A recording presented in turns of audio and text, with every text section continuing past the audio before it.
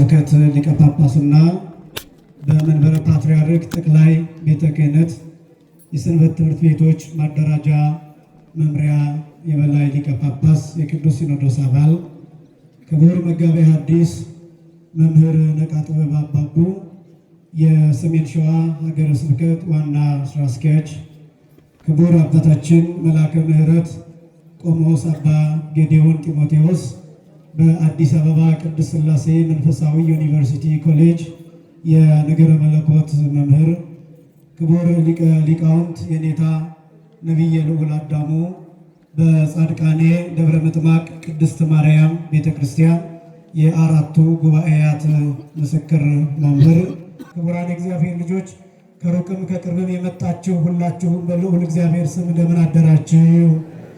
እንደምን አረፈዳችሁ? አምላካችን እግዚአብሔር በዚህ ዕለትና በዚህ ሰዓት በዚህ ቅዱስ ቦታ እንድንገኝ ስለፈቀደልን ለዚህም ዕለትና በዓል ስላደረሰን ክብርና ምስጋና ለስም አጠራሩ ይሁን። እንኳን አደረሳችሁ እልል ብላችሁ እግዚአብሔር ይመስገን።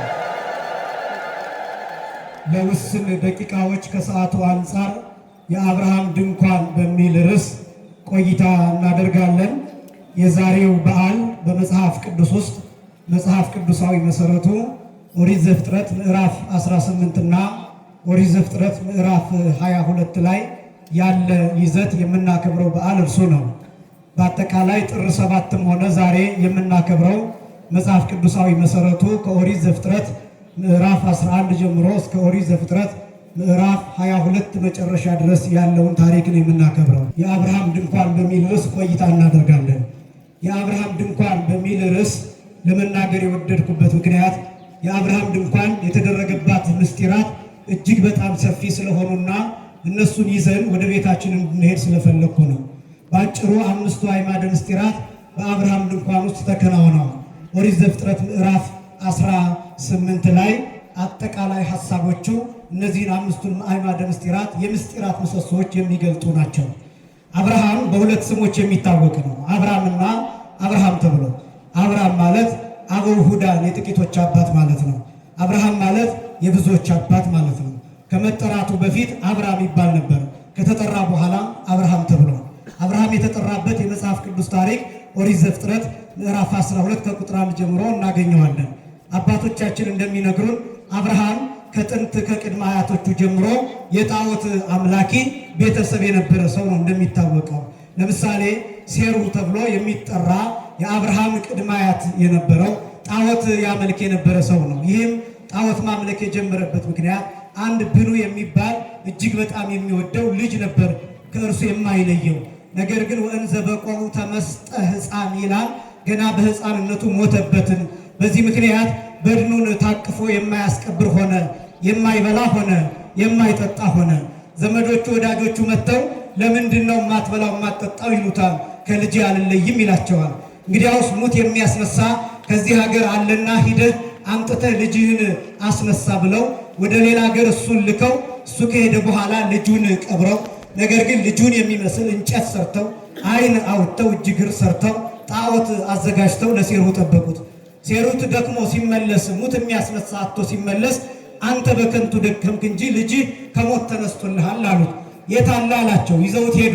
የጠረቡትን እንጨት አሳዩት። ዓይን አውጥተው እጅ አውጥተው እግር አውጥተው ልብስ አልብሰው ቀለም ቀብተው አሳዩት። ሴሩ ያንን ተመለከተ። አንተ ልጅ ብኑ ነህ ብሎ ጠየቀው። በእንጨቱ ያደረው በጣዖቱ ያደረው ጋኔን ሰይጣን አዎ አለው። ያን ጊዜ ከሞት ተነስቷልና ለልጅ ምን ላድርግለት፣ ልጅ ሆይ ምን ላድርግልህ ብሎ ሲጠይቀው ስገድልኝ አለው። ያን ጊዜ ልጅ አምላክ ቢሆን አይደለም ከሞት የተነሳ ብሎ ሰግዶለታል። ጣዖት ማምለክ በዚህ ጊዜ ተጀምሯል። ልጅህን እንጠይቀው እያሉ እየመጡ ሴሩን ይጠይቁታል። ሴሩህ እየሄደ ለልጁ ሲሰግድ በሱ ያደረ ሰይጣን ከዚህ ቦታ ማዕድን አለ፣ ከዚህ ቦታ ወርቅ አለ፣ ከዚህ ቦታ ብር አለ፣ ከዚህ ቦታ ዕንቁ አለ፣ ከዚህ ቦታ እንዲህ ያለ ነገር አለ እያለ በሱ ያደረ ሰይጣን ይነግረው ስለነበር አምላክ እየመሰለው ለልጁ በየቀኑ እየሄደ ይሰግድለት ነበር። ሌሎችም እየመጡ ልጅህን እንጠይቀው ይሉታል። አይሆንም ልጄን ታደክሙብኛላችሁ ይላቸዋል። እኛ በጠረብነው እንጨት እኛ በሰራነው ጣዖት እንደዚህ ይለናል ብለው በየደጆቻቸው ያን ጊዜ ጣዖት መስራት ጀመሩ። ጣዖት ማምለክ ተጀመረ። ትውልድ ተበከለ፣ ትውልድ ተመረዘ። ዛሬ በየደጃችን ጣዖት እንዳለው ማለት ነው። ዛሬ በየበራችን ዛሬ በየኪሳችን በየስልካችን እያንዳንዱ ጣዖት የሌለው የለም። የገንዘብ ጣዖት ይኖራል፣ የዝሙት ጣዖት ይኖራል፣ የመለያየት ጣዖት ይኖራል፣ ፍቅር የማጣት ጣዖት፣ ሰላም የማጣት ጣዖት፣ ያለመመለስ ጣዖት። እንዲህ አይነት ጣዖቶች በየበራችን አሉ። ኃጢአት በየበሩ ሲገባ የተከበራችሁ ክርስቲያኖች ዘመናትን ወደኋላ መለስ ብለን ከተመለከትናቸው አሁን ያለው ብቻ አይደለም አዲስ የሚባለው ድሮም የነበረ ነው። አባቶቻችን ያኔ ስልክ ስላልነበረ፣ ኮምፒውተር ስላልነበረ፣ አይፓድ ስላልነበረ፣ እንዳሁኑ ያሉ የቴክኖሎጂ መሳሪያዎች ካሜራዎች ስላልነበሩ እንጨት ጠርበው ነበር የሚያመልኩት። አሁን እኛ እንጨቱን ቆንጆ አድርገን ጠርበን በስልክ ጣዖት እናመልካለን። ልዩነቱ የአሁኑ እንጨት ያምራል። የአሁኑ እንጨት በስልክ መልክ ነው የመጣው። ስለዚህ ካሜራ ይቀርጻል፣ ሁሉ ነገር አለው፣ ይናገራል፣ ያወራል፣ ይጽፋል፣ ያነባል፣ ያስነብባል። ይሄ ስላለው በጣም የተሻለን ይመስለናል እንጂ ልክ እንደዚያ ዘመን ጣዖት በየመንገዳችን በየደጃችን ሰርተን እያመለክን ነው። እግዚአብሔር ከዚህ ሁላችንን የሚጠብቀን ከዚህ ጣዖት አምልኮ ይህን ትውልድ እንዲያወጣልን የአምላካችን ቅዱስ ፈቃድ ይሆንልን። ከዚህ በኋላ ሴሩ ናኮርን ወለደ። ናኮር ታራን ወለደ። ታራ አብርሃምን ወለደ። ይህ ጣዖት ሲያያዝ ከአብርሃም ደረሰ። አብርሃም አባቱ የሚሰራውን ጣዖት እንዲሸጥ ወደ ገበያ ይልከው ነበር። አብርሃም ጣዖት ተሸክሞ ወደ ገበያው ይሄዳል። መንገድ ላይ ሲደርስ ጣዖቱን ይጠይቀዋል። ርቦኛል አብላኝ ይለዋል። ጠምቶኛል አጠጣኝ ይለዋል። ያም ባይሆን ጨዋታ ሐዘን ይከፍላልና አጫውተኝ ይለዋል። አናግረኝ፣ ድምፅ አውጣና አናግረኝ፣ አጫውተኝ፣ ብቻዬን ነኝ ይለዋል። ዝም ይለዋል። የሄድና ገበያ ሲደርስ አብርሃም ከፍ ያለ ቦታ ሆኖ ድምፁን አሰምቶ ይናገራል። ዓይን እያለው ማያይ፣ ጆሮ እያለው ማይሰማ፣ አፍ እያለው ማይናገር፣ እጅ እያለው ማይዳስስ፣ እግር እያለው ማይሄድ አምላክ አለላችሁ ግዙ ብሎ አብርሃም አሰምቶ ይናገራል። አብርሃም አስቀድሞ ይህንን ተረድቷል።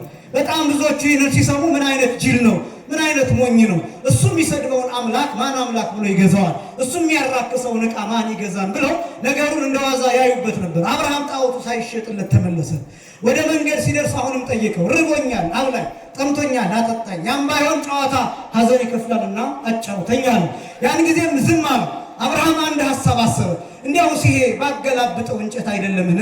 በዕለተ ሰሉስ ማክሰኞ ቀን እንደማንኛውም የተፈጠረ የዛፍ ቁራጭ አይደለምን? ስለዚህ ለምን አልሰብረውም ብሎ አብርሃም ከላይ ድንጋይ ከታች ድንጋይ አድርጎ ጣዖቱን ቀጥቅጦ ሰበረው። የአብርሃም ተርኒንግ ፖይንት የሚባለው በእናንተ ቋንቋ የመታጠፊያ ቦታ የሚባለው ይሄ ነው። አብርሃም ከዚህ ሰዓት ጀምሮ መጠየቅ ጀመረ። ማን ነው አምላክ ማለት ጀመረ። ማን ነው ፈጣሪ? ማን ነው የማይሰበር? በእንጨት በድንጋይ ሲቀጠቅጡት የማይቀጠቀጥ ሲገሉት የማይሞት ማን ነው? ዓይን ካለው ማየት የሚችል፣ እጅ ካለው ደግሞ መዳሰስ የሚችል፣ እግር ካለው መሄድ የሚችል አምላክ የትኛው ነው? ስለዚህ ምን አይነት አምላክ ነው? እኔ የፈጠረኝ ማን ነው? ከእኔ የሚበልጠው እኔ ቀና ብዬ ላየው የማልችል ማን ነው? አብርሃም ከዚህ ሰዓት ጀምሮ አምላኩን መመራመር ጀመረ፣ መጠየቅ ጀመረ። ሁሉም ፍጥረት ተመለከተ። ፀሐይን አየ፣ ደመናን ተመለከተ፣ ተራራውን አየ፣ ውሃውን አየ፣ እሳቱን አየ፣ ነፋሱን አየ። ለማሳጠር እነዚህን ሁሉ ተመለከታቸው። ግን ሕጸጽ አለባቸው፣ ጉድለት አለባቸው። ፀሐይዋ ትገባለች፣ ጨለማ ይሆናል። ተራራውም እንዲሁ አይንቀሳቀስም፣ አይናገርም።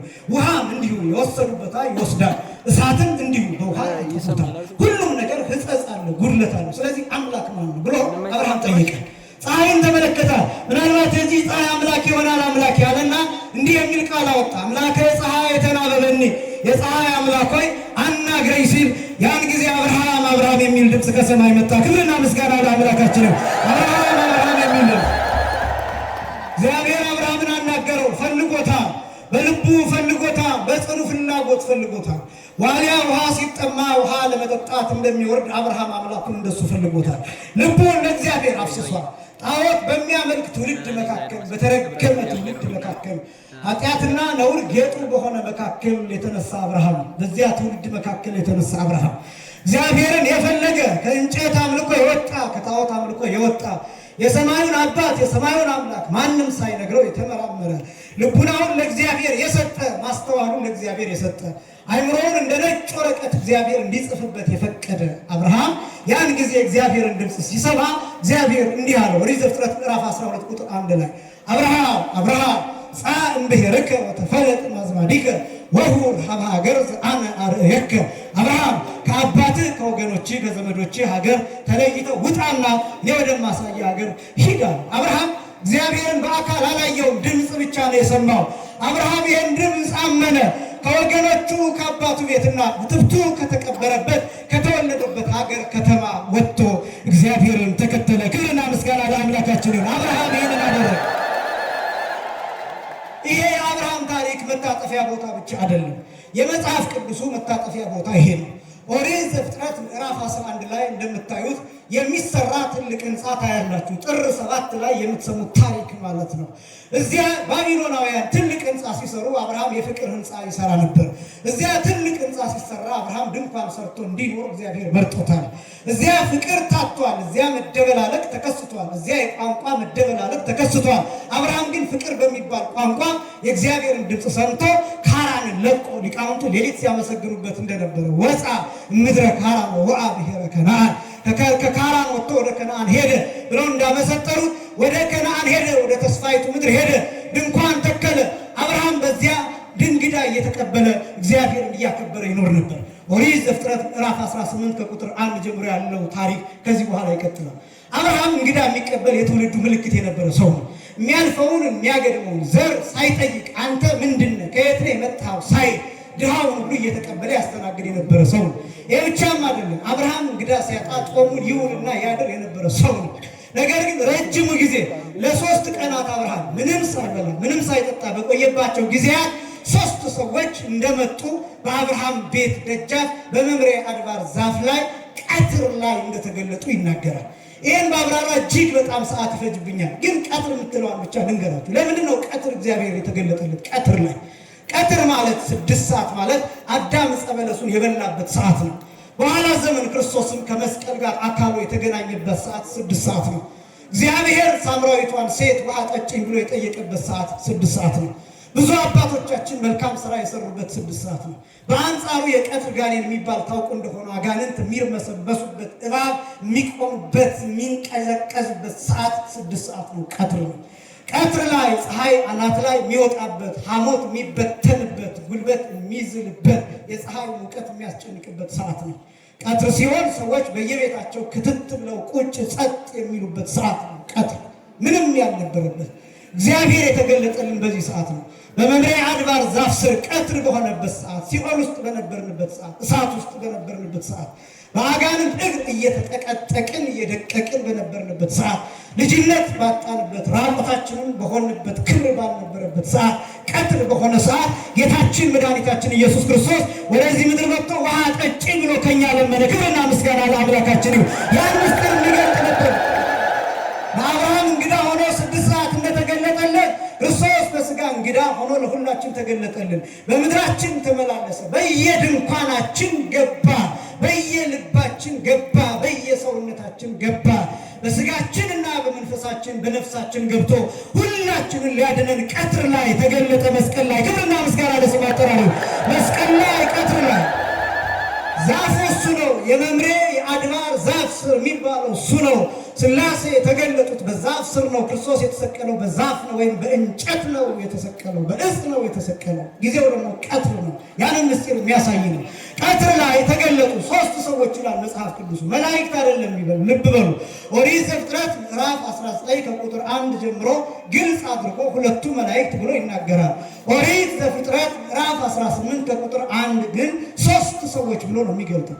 ለምንድነው 3 ሰዎች ብሎ የሚገልጠው ቢባል በኋላ ዘመን ከ3ቱ አካላት አንዱ አካል እግዚአብሔር ወልድ በተለየ አካሉ ከድንግል ማርያም ከስጋዋ ስጋ ከነፍሷ ነፍስ ነስቶ ሰው ሆኖ እንደሚገለጥ ለማሳየት ነው። ታዲያ 3ቱ ሁሉ ሰው መስለው የታዩት ለምንድን ነው ቢባል ፈቃድ የ3ቱ ነውና። ቅዱስ ኤፍሬም ሲናገር ምን አለ? እስመ በፈቃዱ ወበስምረቱ ወመንፈስ ቅዱስ መጽአ ወአዳነን። በእርሱ ፈቃድ በአባቱ ፈቃድ በመንፈስ ቅዱስ ፈቃድ መጥቶ ሰው ሆኖ አዳነን የሚለውን ምስጢር ለማሳየት 3ቱም ሰው መስለው ታይተዋል። በጣም አስደናቂ ነው። ይሄ ምስጢረ ሥላሴ ተብሎ ይገለጣል። በዚህ በኦሪት ዘፍጥረት ምዕራፍ 18 በአብርሃም ድንኳን እነዚህ 5ቱ አዕማደ ምስጢራት ተገልጠዋል። ይህ ምስጢረ ሥላሴ ይባላል። የሶስትነት ምስጢር ማለት ነው። የሥላሴ አንድነት ሶስትነት ምስጢር ማለት ነው። ይህ ተገልጧል። 3 መሆናቸው ከዚያ ደግሞ አንድ መሆናቸው በምን ይታወቃል ቢባል አብርሃም በምስጢር አውቆ በጸጋ አውቆ 3 መስፈሪያ ዱቄት ወስደሽ አንድ አድርገሽ ጋግሪ አላት። ሳራ 3 መስፈሪያ ዱቄት ወስዳ አንድ ቂጣ አድርጋ ጋገረችው። 3 መስፈሪያ የሶስትነት አንድ መሆኑ የአንድነት ምሳሌ ምስጢረ ሥላሴ ተገለጠ። ክብርና ምስጋና ለአምላካችን ይሁን። የመጀመሪያው ይሄ። ሁለተኛ በዚህ በኦሪት ዘፍጥረት ምዕራፍ 18 በአብርሃም ድንኳን ምስጢረ ጥምቀት ምስጢረ ሥጋዌ ተገልጧል። ምስጢረ ሥጋዌ ማለት ሰው የመሆን ምስጢር ማለት ነው። የሰውነት ምስጢር ማለት ነው። በጣም ትልቅ ጉዳይ እንደሆነ የምነግራችሁ ሥላሴ ለአብርሃም የተገለጡበት ዋና ምክንያት ዓላማቸው ለአብርሃም እንግዳ መሆን ብቻ አይደለም። ለአብርሃም እንግዳ መሆን ብቻ ሳይሆን እንግዳ የሆነውን የወደፊቱ ልደት መናገር ነው። በማን በኩል? በይስሐቅ በኩል። ከይስሐቅ ይሰመይ ለከ ዘር ብሎ እንደተናገረው ከይስሐቅ ዘር ይወጣልሃል ተብሎ እንደተነገረው የይስሐቅ ልደት በጣም አስደናቂ ነው። የይስሐቅ ልደት ካረጁ ካፈጁ በኋላ የተወለደ ነው ይስሐቅ። ይህም ምስጢረ ሥጋዌ ለመናገር ነው። ለምን? ከይስሐቅ ክርስቶስ እንደሚገኝ ለማጠየቅ። ዋናው ብስራት፣ ዋናው የምስራት፣ ዋናው ደስታ፣ ዋናው ዓላማው ይስሐቅ ይወለዳል አይደለም። ይስሐቅ የሆነው ደስታ የሆነው ክርስቶስ በኋላ ዘመን ከድንግል ማርያም እንደሚወለድ ከአብርሃም ዘር እንደሚወለድ ለመናገር ይህንን በዓል ነው የምናከብረው። ክብርና ምስጋና ለአምላካችን ይሁን። ይህንን በዓል ይህንን ልዩ ምስጢረ ሥጋዌ ተብሎ ይጠራል። እንዲያውም ከሦስቱ አንዱ ተመልሶ አመ ከመ ዮም ገባህ ቤከ የዛሬ ዓመት እንደ ዛሬው ነው የሚለው። ከብዙ ሺህ ዓመታት በኋላ ማለት ነው እንደ ዛሬው የሚለው ቃል ልክ እንዲህ ሦስቱ አካላት ሦስት ሰዎች በአብርሃም ቤት እንደተገለጡ አብ ለማጽናት ወልድ በተለየ አካሉ ከሥጋዋ ሥጋ ከነፍሷ ነፍስ ነስቶ ለመዋሃድ የእግዚአብሔር ልጅ ክርስቶስ ለመባል መንፈስ ቅዱስም ለመክፈልና ለማዋሃድ በድንግል ማርያም ማህፀን ከአብርሃም ዘር ከተገኘችው ከድንግል ማርያም ማህፀን የአብርሃም ድንኳን ተብላ በተገለጠችው በድንግል ማርያም ማህፀን ሃይመት አብርሃም ተብላ በምትጠራዋ የአብርሃም እርሻ ተብላ የምትጠራዋ የአብርሃም ተስፋ የአብርሃም ትንቢት ተብላ የምትጠራዋ ከመቤታችን እንግዳ ሆነው ሦስቱም እንደሚገኙ ለማሳየት ምስጢረ ሥጋዌ ለመግለጥ ሦስት ሰዎችን መስለው ሥላሴ በአብርሃም ቤት ተገኙ። ይህ ሁለተኛው ምስጢረ ሥጋዌ ነው። በዚህ በኦሪት ዘፍጥረት ምዕራፍ 18 በአብርሃም ድንኳን ሦስተኛ ምስጢረ ጥምቀት ተገልጧል። ምስጢረ ጥምቀት ማለት የጥምቀት ምስጢር ነው። አስደናቂ ነው። አብርሃም ልክ በመምሬ አድባር ዛፍ ስር ሦስቱም ሰዎች ሲመለከታቸው ወይም ሦስት ሰዎችን መስለው የተገለጡትን አብን፣ ወልድን፣ መንፈስ ቅዱስን ሲመለከት ጌቶቼ አለ ውሃ ላምጣና እግራችሁን ታጠቡ አላቸው። ይሄ ምስጢረ ጥምቀትን የሚያሳይ ነው። በነገራችን ላይ በጣም አስደናቂ ነው። ይሄን የት እንደምታገኙት ልንገራችሁ። ኦሪት ዘፍጥረት የዮሐንስ ወንጌል ምዕራፍ 13 ላይ ጌታችን መድኃኒታችን ኢየሱስ ክርስቶስ ራሱ ተንበርክኮ የደቀ መዛሙርቱን እግር ያጠበበትን ምስጢር ትመለከታላችሁ። ጌቶቼ እግራችሁን ታጠቡ። ልብ በሉ፣ ተጠንቅቃችሁ ስሙኝ። ሥላሴ ተጠመቁ እያልኳችሁ አይደለም። ምስጢረ ጥምቀትን ግን አስቀድመው እንዳሳዩ እየነገርኳችሁ ነው። ይህስ በምን ይረጋገጣል ካላችሁኝ ጌታችን መድኃኒታችን ኢየሱስ ክርስቶስ በተጠመቀበት ጊዜ አብ በደመና ሆኖ ይህ የምወደው ልጄ ነው ብሎ መስክሯል። መንፈስ ቅዱስን በርግብ አምሳል ወርዶ በራሱ ላይ አርፎ መስክሯል። ራሱ ወልድን በክበበ ትስብእት ተገልጦ ተጠምቋል። ሦስቱም አካላት ያን ምስጢር አስቀድሞ በአብርሃም ድንኳን ገለጡት። ክብርና ምስጋና ለአምላካችን ይሁን። ይሄ ብቻም አይደለም። ይሄ ብቻ ሳይሆን ጥምቀት በሦስቱ ስም እንደሚፈጸም ለማጠየቅ ጌታ በማቴዎስ ወንጌል ምዕራፍ 28 ቁጥር 19 ላይ ወእንዘ ታጠምቅዎሙ በሉ በስመ አብ ወወልድ ወመንፈስ ቅዱስ ስታጠምቋቸውም በአብ በወልድ በመንፈስ ቅዱስ ስም እያላችሁ አጥምቋቸው አለ። ሥላሴ አስቀድሞ በአብርሃም ድንኳን ምስጢረ ሥላሴን እንደ እሳት አቀጣጠሏት። ምስጢረ ጥምቀትን እንደ እሳት አቀጣጠሏት። ያቺ ምስጢር ውስጥ ለውስጥ መታ በሐዲስ ኪዳን ለሁላችን ተገለጠች። ክብርና ምስጋና ለአምላካችን ይሁን። ሦስተኛ ምስጢረ ጥምቀት በዚህ በኦሪት ዘፍጥረት ምዕራፍ 18 ላይ ተገልጧል በአብርሃም ድንኳን። አራተኛ ምስጢረ ቁርባን ተገልጧል። ይህም ደግሞ አስደናቂ ነው። አስቀድሜ እንደገለጥኩት አብርሃም ይጠይቃል። ቁራሽ እንጀራ ላምጣላችሁና ልባችሁን ደግፉ ይላል። ይህም በጣም የሚያስደንቅ ነው። ቁራሽ እንጀራ ላምጣላችሁና ልባችሁን ደግፉ ይላል። ይህን የሚላቸው ለሥላሴ ነው። ያው መጽሐፍ ቅዱሱ በሉ ብሎ ነው የሚገልጠው። ለምን በሉ እንደሚባል ታውቃላችሁ? የእኛ መተርጉማን እንዲህ ይላሉ። አሁን ሥላሴ በሉ ማለት እሳት ቅቤ በላ እንደማለት ነው ይላሉ።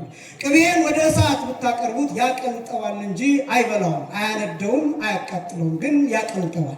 ሥላሴን በሉ የሚል አይነገርላቸው። እንኳን ለሥላሴ ለመላእክትም አይነገርላቸው። እንኳን ለመላእክት ለነፍስም ለብቻዋ አይነገርላትም። እንኳን ለነፍስ ይቅርና ቅዱሳንም ከበቁ በኋላ ኅብስት ሰማያዊ ይሰጣቸዋል፣ ጽዋ ሰማያዊ ይሰጣቸዋል። ያም ባይሆን እንዲሁ በጸሎት ይኖራሉ። እንኳን ለሥላሴ ቀርቶ ለሰዎች እንኳን። ነገር ግን በሉ የሚለው ልባችሁን ደግፉ የሚለው ቁራሽ የሚለው ምን እንደሚያሳይ ታውቃላችሁ? በአዲስ ኪዳን የሚገለጠውን የጌታን ቅዱስ ሥጋና ክቡር ደም ያሳያል። ልባችሁን ደግፉ የሚለው ቃል ምን እንደሆነ ታውቃላችሁ? እኔና እናንተ ስንቆርብ የሥላሴን ልብ እንደግፋለን። እነዚህ ስላችሁ ደም የሚረጭ ልብ አላቸው ማለት አይደለም። ልብነታቸው፣ አዋቂነታቸው፣ የሁሉ የበላይ መሆናቸው፣ ርኅራኄያቸው ይሄ ልብ ተብሎ ይገለጣል። ሐሳባቸው ልብ ተብሎ ይገለጣል። አስተውሎታቸው ልብ ተብሎ ይገለጣል። አምላክነታቸው ራሱ ልብ ተብሎ ይገለጣል። ይሄን ማወቅ ይገባል። ልባቸውን መደገፍ ማለት ግን እግዚአብሔርን ደስ ማሰኘት የሚቻለው ቅዱስ ሥጋውንና ክቡር ደሙን በመቀበል ነው። ቁራሽ ነው። ይህንን ደግሞ ጌታ እንዴት እንዳረጋገጠው ልንገራችሁ። የሉቃስ ወንጌል ምዕራፍ 24 ቁጥር 31 ላይ ብትመለከቱ የኤማሁስን መንገደኞች ተከትሏቸው ወደ ቤታቸው ይገባል። ማዕድ ይቀርባል። ከዛ ጌታ እንዲህ ያደርጋል። የቀረበውን ማዕድ ይባርክና ይቆርሳል። ከዛ ቁራሹን ይሰጣቸዋል። ያን ጊዜ ምን ይሆናል? ዓይናቸው ይፈታል። ከዚያስ እነዚያ ሰዎች እንደገና ተመልሰው ወደ ኢየሩሳሌም ሄዱ።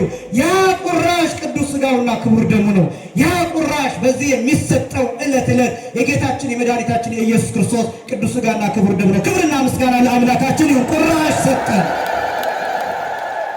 የአብርሃም ድንኳን እቺ ቤተክርስቲያን ናት። እቺ ቤተክርስቲያን ይህንን ቁራሽ ዕለት ዕለት ትሰጣለች። የሥላሴን ልብ ትደግፍበታለች። ልብ በሉ። የሥላሴን ልብ መደገፍ ማለት እግዚአብሔርን ማስደሰት ማለት ነው። ሥላሴን ማስደሰት ማለት እግዚአብሔር ምን ይበላል ካላችሁኝ የእኛን ፍቅር ይበላል። እግዚአብሔር ምን ይጠጣል ካላችሁኝ የእኛን ፍቅር ይጠጣል።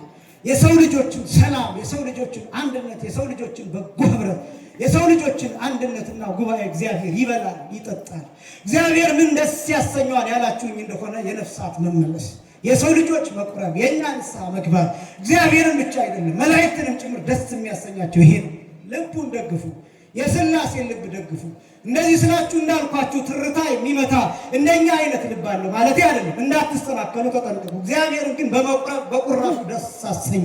እግዚአብሔር በየደጃችን ተቀምጧል። በእያንዳንዳችን በር የመምሪያ አድባር ዛፍ አለ። በዚያ ስር ሆኖ እግዚአብሔር ይጠራል። በመምህራን አድሮ ይጠራል። በሊቃውንት አድሮ ይጠራል። በሊቃነ ጳጳሳቱ ይጠራል።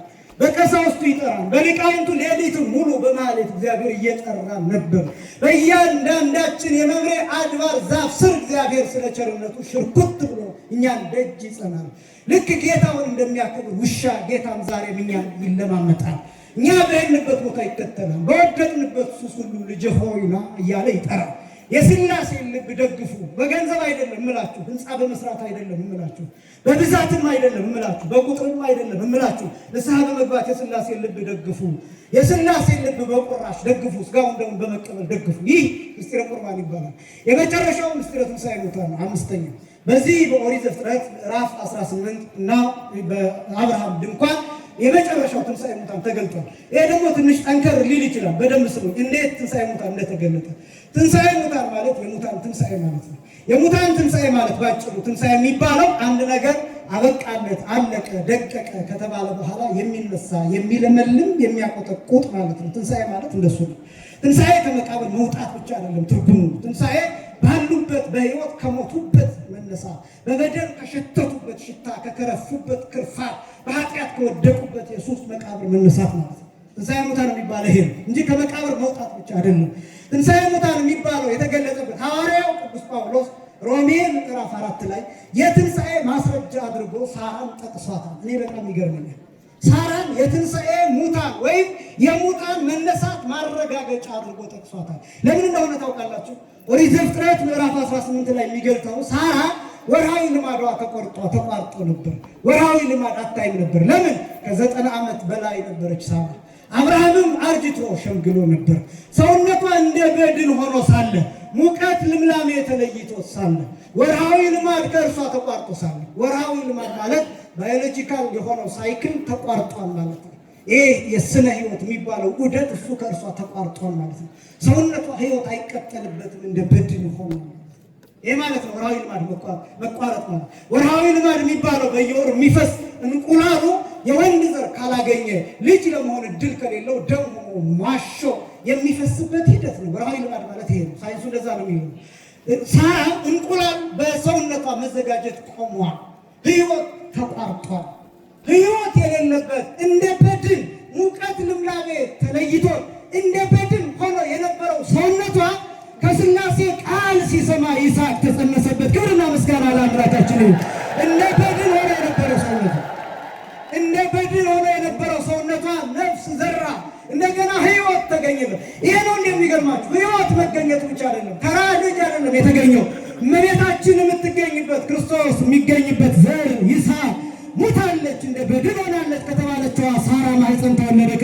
ምስጋና ለአምላካችን። አስደናቂ ነው። ይሄ የትንሣኤ ሙታን ምሳሌ ተብሎ በቅዱስ ጳውሎስ ተጠቅሷል።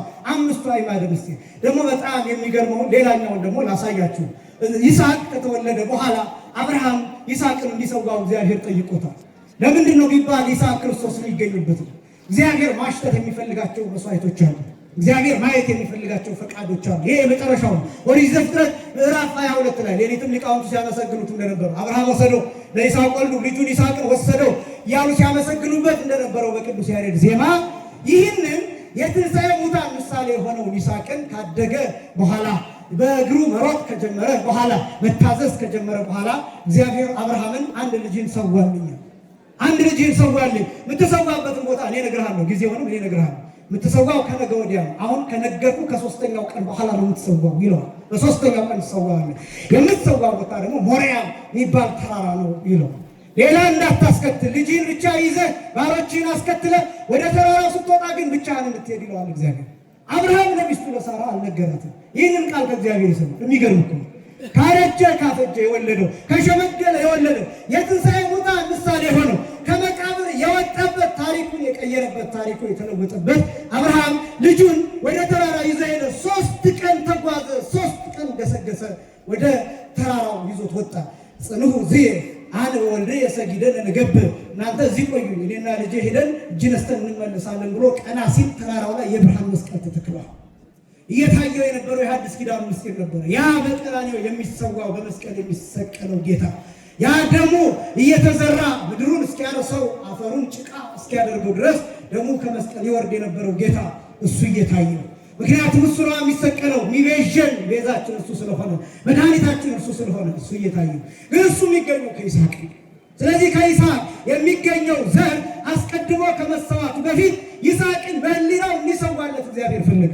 ስለዚህ አብርሃም ይስሐቅን ይዞት ወደ ተራራ ወጣ። ልጁ ግን ጠየቀው። ይስሐቅ እንዲህ አለ፣ ያ የዚያ ትውልድ ልጅ፣ ያ የአብርሃም ልጅ፣ ያ የደጉ ልጅ፣ ያ የእንግዳ ተቀባይ ልጅ፣ ያ ሥላሴ ተናግረውለት ብስራት ተናግረውለት የተወለደው ልጅ፣ ያ ምስኪን፣ ያ ታዛዥ፣ ያ ቅን፣ ያ ሽማግሌ የሚያከብረው፣ ያ አባቱን የሚወደው፣ ያ እናቱን የሚያከብረው ይስሐቅ አባቴ ልጄ ዝም ብሎ አያለው። መስዋዕቱ ማን ነው? በጉ የለም። እንጨት አያለው፣ ካራውን አያለው፣ መሰዊያውን አያለው፣ ነገር ግን በግ አይታየኝም ይለው። አርምሞ ለበግ ወሰይ አምር እግዚአብሔር፣ ልጄ ሆይ በጉን እግዚአብሔር ያዘጋጃል፣ በጉን እግዚአብሔር ያውቃል፣ አንተ ዝም በል ይለው። ልጁ ታዛዥ ነው፣ ዝም አለ። ሰውነቱ ነገረው፣ ምንም የለም። እንዲያው ባይ የምትሰዋው እኔን ይመስለኛል አለ። ልጄ አትጎዳበትም አለ። ይስሐቅ ያለው እንዲህ ነው፣ ደፍተህ ረደኝ ነው ያለው። ዓይኔን ብታይ ትራራለህ፣ ከአምላክ ጋር ትጣላለህ፣ ከእግዚአብሔር ጋር ትጣላለህ። ምናልባት የዛሬ ትውልድ ከእግዚአብሔር ጋር የሚያጣላ ነው። በእውነት ይቅር በሉ። ይህ አይነት ነገር ደጋግሜ ስናገር በተግሳጽ ለማስጨነቅ አይደለም፣ ግን ደግሞ መፈተሽ ስለሚገባ ነው። አባቶችን የማያከብር ብዙ ነው። እንኳን ደፍተህ ረደኝ ማለት ይቅርና ዓይኔን ብታይ ከእግዚአብሔር ጋር ትጣላለህ ማለት ይቅርና አባቶቹን ከእግዚአብሔር ጋር የሚያጣላ እሱ ከእግዚአብሔር ጋር የሚጣላ አማላጆቹን የሚገፋ ካህናቱን የሚገፋ መነኮሳቱን የሚገፋ ሽማግሌ የማያከብር ትውልድ እየተፈጠረ ነው። ተሳዳቢ ትውልድ፣ ተራጋሚ ትውልድ፣ ከአንደበቱ ጥሩ የማይለቀም በረከት የማይወጣ ስድብ ጀግንነት የሚመስለው፣ ትችት ጀግንነት የሚመስለው፣ ትችት ታሪክ የሚመስለው እንዲህ አይነት ትውልድ እየተፈጠረ ነው። ሊቃነ ጳጳሳትን የማያከብር፣ መምህራንን የማያከብር፣ ሊቃውንቱን የማያውቅ፣ ለሀገር ውለታ የዋሉለትን የማያውቅ፣ ሀገር ያቀኑ ቦታ ያቀኑ ሰዎችን ቀጥቅጦ በገጀራ ቆራርጦ በጆንያ የሚጥል ትውልድ እየተፈጠረ ነው። ሰው ዘቅዝቆ ሰቅሎ እንደ ቲያትር፣ እንደ ፊልም፣ እንደ ድራማ የሚያይ ትውልድ ፈጥረናል። እርጉዝ የሆኑ ሴቶች ሆዳቸውን ሰንጥቆ ጽንስ የሚያወጣ የአንዳንዶቹ ኩላሊቶችን በእሳት ጠብሶ የሚበላ ትውልድ፣ ሰውን ከነ ሕይወቱ የሚያቃጥል ትውልድ እየፈጠረ ነው። እንዲህ አይነት ትውልድ በተፈጠረበት ሁኔታ ማፈር ይገባል። ይሄ ለማንም የሚሰጥ አይደለም፣ ለየትኛውም ክልል አይደለም። እንደ ቤተክርስቲያን ታቦት እንዳለው ሃይማኖት እንዳለው መንፈሳዊ እንደሆነ ሕዝብ ታሪክና እሴት እንዳለው ሕዝብ ሁላችን ልናፍርበት የሚገባ ነው። ይሄ የኢትዮጵያ የትኛውም ጠረፍ ላይ ሊሆን ይችላል የተደረገው፣ ግን እዚህ ሆነ ማፈር አለብህ፣ እዚህ ሆነሽ ማፈር አለብሽ። እኔ ነኝ ማለት አለብህ፣ እኔ ነኝ ማለት አለብሽ፣ እኔ ነኝ ማለት አለብህ። ኃላፊነት መውሰድ አለብን።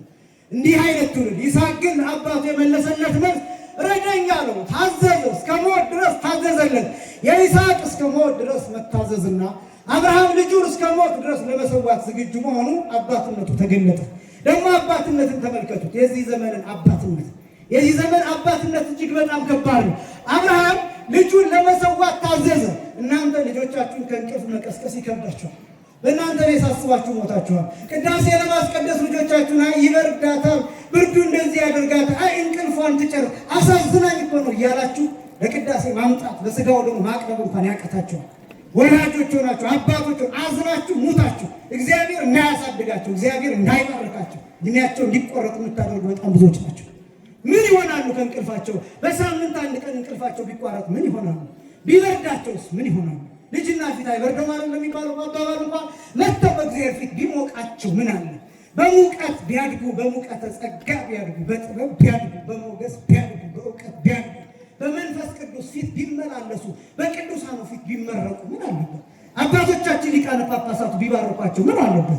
መጥተው ጸበሉን ቢጠጡ እምነቱን ቢቀቡ ይህችን ቤተክርስቲያን እያዩ ልክ ከሊቃውንቱ ጋር ደብረ ብርሃን የሚለውን እያመሰገኑ የሀገር ፍቅር፣ የቦታ ፍቅር፣ የቤተክርስቲያን ፍቅር፣ የታሪክ ፍቅር፣ ታሪክን የመጠበቅ ኃላፊነትን እየተማሩ ቢያድጉ ችግሩ ምንድን ነው? በጣም ብዙዎቻችን ልጆቻችንን ውድ ትምህርት ቤት እናስተምራቸዋለን። ሰንበት ትምህርት ቤትማ አይገቡም። የእኛ ልጆች ምን በወጣቸው? የእኛ ልጆች ዲያቆን እንዴት ይሆናሉ? ኋላ ቀርነት ነው። ቄስ እንዴት ይሆናል? እንዴት አገልጋይ ይሆናል? ቄስ እንዲኖር እንፈልጋለን። ልጅ ግን ቄስ እንዲሆን አትፈልግም። ዲያቆን እንዲኖር እንፈልጋለን። ዲያቆን እንዲሆኑ ግን ልጆቻችሁ አትፈልጉም። ሰንበት ተማሪዎች እንዲኖሩ ትፈልጋላችሁ፣ ግን ልጆቻችሁ ሰንበት ተማሪ እንዲሆኑ አትፈልጉም። የቆሎ ተማሪው ይሄ መምህሩ ያቋቋመ የድጓው መምህር የሸተተ እንጀራ እየበላ ይማራል። በምን ኃላፊነት ነው? ምን አይነት ኃላፊነት፣ ምን አይነት ዕዳ የብቻው አለበት? ምን አይነት ዕዳ አለባቸው? እነ ሊቀ ሊቃውንት የኔታ ነብየ ልዑል እየተቆራመቱ የሚያስተምሩት እየለመኑ ተማሪዎቻቸው የሚያስተምሩት የተለየ የሀገር ዕዳ ያለባቸው ይመስላችኋል? የተለየ ቤተክርስቲያን ዕዳ ያለባቸው ይመስላችኋል? አንዳንድ ነገሮችን እንዴት እንደረሳን ይታያቸዋል። እናንተ እዚህ ትመጡና ሰዓቱን ወሰዱብን ብላችሁ እኛን ተችታችሁ ትሄዳላችሁ።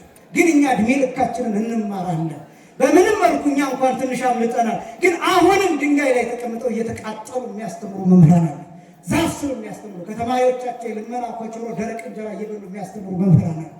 እናንተ ይቺ ሰዓት ታሰለቻቸዋለች። ሊቃውንቱስ ዘመናቸው ሙሉ እድሜያቸው ሙሉ ተቃጥለው ይኖራሉ።